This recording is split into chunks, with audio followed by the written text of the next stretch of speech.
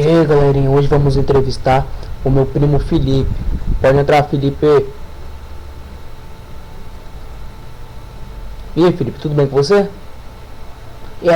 Muito bem, primo. Nós somos muito amigos, primo, né? Amigão, primo. Primo, só você, primo. Só você, primo. Só você. Só você, primo.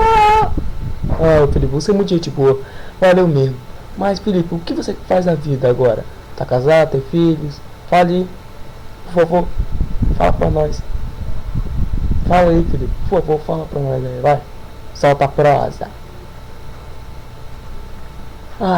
Eu sou casado, tenho 7 filhos, com uma negona da Tasmânia, não tem?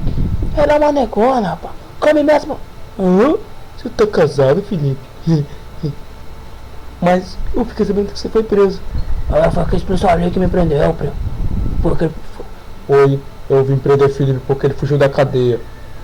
Então vou ter que levar. Você fugiu da cadeia, Felipe? Como você pôde fugir da cadeia? Eu vou e não volto mais, primo! Coitado!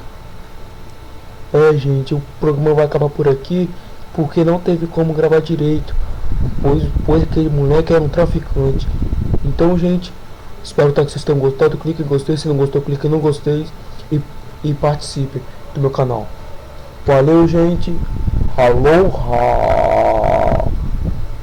TV Alessandro.